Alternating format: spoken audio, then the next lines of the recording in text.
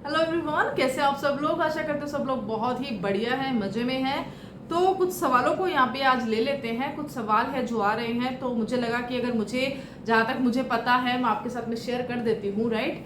तो चीज़ें हैं जूनियर लीगल ऑफिसर की जो अभी रिक्रूटमेंट आया है जेडीए में, आरपीएससी ने निकाला है, उसके रिगार्डिंग आया है कि अब क्योंकि देखिए इसमें क्या रहता है ना कि अभी 3 साल की जो मैंडेटरी प्रैक्टिस है जरूरी है, मतलब मैंडेटरी कर दी गई है।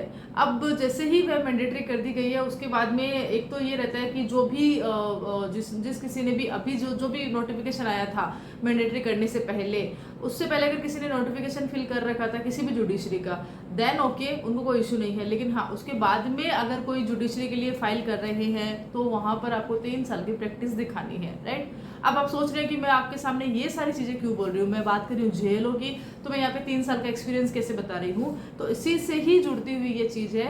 तो सवाल आ रहे हैं कि यहाँ पर अगर मैं जुडिशरी की तैयारी कर रही हूँ, मुझे जुडिशरी को यहाँ पे फाइट करना है, तो क्या मुझे साथ में जेएलओ का भी एग्जामिनेशन देना चाहिए? क्या अगर मैं जेएलओ में सेलेक्ट हो जाती हूँ और उसके बाद भी मैं अगर जुडिशरी की तैयारी कर रही हूँ या कर रहा हूँ और मैं वहाँ पे कैसे करूँ? क्या मैं बाद में अपना जेएलओ का एग्जामिनेशन जो है वहाँ पे सरेंडर कर देता हूँ, या तो मैं वहाँ पे अपना जो है इस्तीफा देके जुडिशरी में आ सकता हूँ क्या, यहाँ पे सिलेक्शन ले सकता हूँ क्या, राइट, ये होता है। और ये भी है कि आपने अभी देखिए जेएलओ सिर्फ लॉ की डिग्री मांग रहा है, तो हर एक कैंडिडेट जो नॉर्मल है कि जिसने लॉ कंप्लीट किया है वह इसको एग्जाम को देगा। लेकिन जुडिशरी सिर्फ लॉ नहीं मांग रही है, जुडिशरी 3 साल मांग रही है।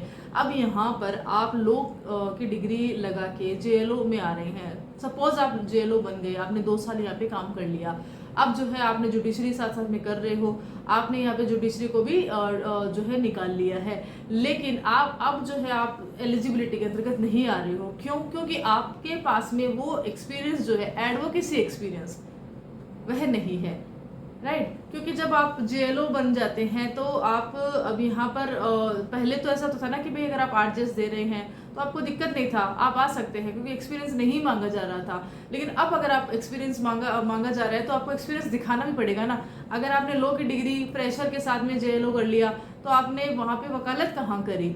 अब तो आप नॉर्मल है ना कि आप यहाँ पे फंस चुके हैं कि अभी अब आपको जेएलओ ही कंटिन्यू करना है या तो फिर आपको वापस से किससे करना है। तो ये भी एक चीज़ है, जो सवाल है वो आ रहे हैं। तो क्या जेएलओ का एक्सपीरियंस है वह ऐड होगा या नहीं होगा? तो देखिए, वह लीगल ऑफिसर है, वह सरकारी सेवा में है, सरकार उनको सैलरी दे रही है, न कि वह एक अपना इंडिपेंडेंट जो है प्रेजेंटेशन दे रहे हैं, क्लाइंट को रिप्रेजेंट कर रहे हैं, ऐसा नहीं है। तो अभी हाल ही में एक सुप्रीम कोर्ट का जजमेंट भी आया था, मैंने उस पर फुल डिटेल वीडियो बनाया है, आप उस वीडियो को देखना, तब आपको बेटर समझ में आएगा। वहाँ पे एक सिंपल सी बात बोली थी कि भाई जो सरकारी सेवा में रह रहे हैं तो उनके लिए यहाँ पर रहते हैं। आप देखना कि अगर आप बैंकिंग में हैं, अगर आप बैंकिंग में लीगल ऑफिसर है, यहाँ पे सब है, तो अगर आपके पास पहले का एक्सपीरियंस है देन ओके। लेकिन अगर आपके पास एक्सपीरियंस नहीं है, आपने सिंपल 1 या 2 साल या तो नॉर्मल आपने लॉ के डिग्री लगाई है और अब जो है आपको जुडिशरी की तैयारी कर रहे हो, जुडिशरी में आना चाह रहे हो, जुडिशरी के लिए आप फाइट कर रहे हो, लास्ट में आपकी एलिजिबिलिटी के हिसाब से आप रह सकते हो, तो ये सारी चीज़ें हैं, तो यहाँ पे अलाउड नहीं किया जाएगा। इंडिपेंडेंट प्रैक्टिस जो है एज एन एडवोकेट यहाँ पे काउंट करी जाएगी, बराबर। तो ये सारी चीज़ें हैं।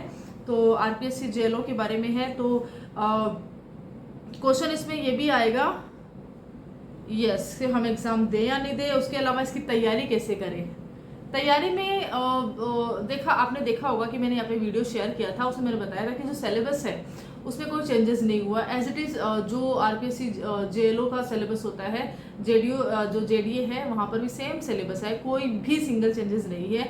इवन दो यहाँ पे मैंने सोचा था कि जो क्रिमिनल लॉज हैं वो नए इंट्रोड्यूस कराए जाएंगे, या तो फिर आईपीसी और बीएनएस साथ साथ में दिखाए जाएंगे, बट यहाँ पर सिर्फ और सिर्फ ओल्ड क्रिमिनल लॉज को यहाँ पे बताया गया है, जो कि अभी थोड़ा सा मुश्किल हो जाता है ना, क्योंकि एकदम से अभी पिछले 5-6 महीने से ये आदत हो रही है कि साथ साथ में बीएनएस भी पढ़ रहे हैं और ये, बट खाली आईपीसी पढ़ना, खाली सीआरपीसी पढ़ना या खाली एविडेंस पढ़ना, ये एक बार बीच में हमने एकदम इसको ऐसा कर दिया था कि हाँ, क्योंकि एआईबी भी बोलती है कि दोनों साथ में पढ़ो, बाकी कितनी सारी जुडिशरी है, वो हर चीज़ है, अभी एपीओ आता है हर जगह पे नए क्रिमिनल लॉज आ रहे हैं, मात्र यहाँ पे जेएलओ है जिसने इंट्रोड्यूस नहीं किया है। तो ये रहता है। तो पुराना सिलेबस है, पुराने सिलेबस के हिसाब से ओके, बट हाँ नई अगर किसी ने तैयारी अच्छी कर रखी है, क्योंकि यहाँ पर जब आप जुडिशरी की तैयारी कर रहे हैं क्वेश्चन ये भी आता है कि क्या मैं जुडिशरी और जेएलओ के साथ साथ में करूँ, तो यहाँ पे देखिए कोई इश्यूज नहीं है, यहाँ पे सिर्फ ड्राफ्टिंग का रीडिंग का रहेगा, बाकी सारा सेम ही रहता है। कॉन्स्टिट्यूशन है लेकिन कॉन्स्टिट्यूशन का पर्टिकुलर यहाँ पे एक सिलेबस दे रखा है, डिटेल्ड कॉन्स्टिट्यूशन आपको नहीं दे रखा है, तो आपको पर्टिकुलर इसमें तैयारी कर सकते हैं। बाकी सीपीसी, सीआरपीसी है, आईपीसी है, लैंग्वेज है, उसके लिए और जुडिशरी में बिल्कुल सेम है, वो आप अच्छे से यहाँ पे देख सकते हैं। ठीक है, 12 पोस्ट है, तो 12 पोस्ट के लिए तैयारी करने की तैयारी डेफिनेटली करनी चाहिए। 12 पोस्ट है ये सोच के बहुत सारे कैंडिडेट हो सकता है कि यहाँ पे फॉर्म फिल ना करें, और 12 पोस्ट है उनमें से एक मुझे तो सिर्फ एक ही लेनी है, ये सोच के कई सारे कैंडिडेट यहाँ पे फॉर्म फिल कर सकते हैं। तो डिपेंड करता है कि यहाँ पर आपकी थॉट क्या बन रही है, यहाँ पर आप किस तरह से थॉट ले रहे हैं। आपको इतना पता है कि भाई एक पोस्ट मेरी है, दैट्स इट, मुझे यहाँ पे जुडिशरी में पोस्ट मिले या तो मुझे यहाँ पे जेल में पोस्ट मिले, मुझे यहाँ पे लीगल फील्ड में जाना है या फिर मुझे गवर्नमेंट जॉब में जाना है, जो कि मैं इस तरह से यहाँ पे जाऊंगा या जाऊंगी, तो आप जो है डेफिनेटली उस पोस्ट के लिए सोचोगे, डेफिनेटली वहाँ पे पॉजिटिव रिजल्ट्स भी आपको यहाँ पे मिलने वाले हैं। तो ये रहता है। बाकी प्रिपेयर इसको कैसे करना है, तो काफ़ी सारी कोचिंग रहती है, मॉक टेस्ट रहते हैं, काफ़ी सारे नोट्स रहते हैं, ये सारी आपको हेल्प करेगी। बाकी सीपीसी सीआरपीसी के पूरा वही रहता है, रिटर्न में होता नहीं है, पूरा ऑब्जेक्टिव रहता है, नेगेटिव मार्किंग रहती है 1/3, इसका आपको ध्यान रखना है। लैंग्वेज भी ईजी आती है, ऐसे एकदम टफ नहीं आती है, और कॉन्स्टिट्यूशन भी पूरा एक पेपर आएगा, तो उसकी तैयारी बहुत बढ़िया से आपको करनी पड़ती है। तो तैयारी डेफिनेटली बहुत ज़्यादा करनी पड़ेगी, तैयारी में आपको कमी नहीं छोड़नी है। बट हाँ आप जो है यहाँ पे इजीली इसको निकाल भी सकते हो अगर आपका लक्ष्य है कि इसको निकालना है। लेकिन हाँ जुडिशरी आपका लक्ष्य है और आपको एक बार ऐसा है कि भाई जुडिशरी नहीं कर पा रही हूँ, जुडिशरी में टाइम लग रहा है, ऐसा कुछ है, तो यहाँ पर आप जेएलओ की तैयारी करें, लेकिन एक्सपीरियंस के हिसाब से आप फिर रहने वाले हैं अगर आपका एक्सपीरियंस 3 साल में नहीं काउंट हो रहा है तो। ताकि देखिए जैसे जैसे इसमें आता है तो नोटिफिकेशन में कुछ ना कुछ तो मेंशन हो ही जाएगा, ऐसा नहीं है। ठीक है, तो मेनली यही क्वेश्चंस थे जो मैंने यहाँ पे नोट डाउन भी करे हैं, जो क्वेश्चन मेरे सामने आए थे। ठीक है, एग्ज़ाम दे या नहीं दे, तो देखिए एग्ज़ाम तो बिल्कुल मैं तो बोलूँगी कि एग्ज़ाम देना बहुत ज़रूरी है, आपकी स्किल्स सुधरती है इसमें, आपको ड्राफ्टिंग, प्लीडिंग, आपको सीपीसी, सीआरपीसी, कॉन्स्टिट्यूशन, लैंग्वेज, कितना कुछ आप तैयार कर सकते हैं। अब आप एपीओ का देते हैं या अदर स्टेट को टारगेट कर रहे हैं, आप आरजेएस को टारगेट कर रहे हैं, आप अदर जुडिशरी को टारगेट कर रहे हैं, वहाँ पे कितना कुछ आपके सामने जो है इसी स्किल्स के आधार पे आप जो है वहाँ पे फाइट कर सकते हैं। तो छोड़ना तो कुछ भी नहीं है, तैयारी आप बिल्कुल करते रहिए, बराबर।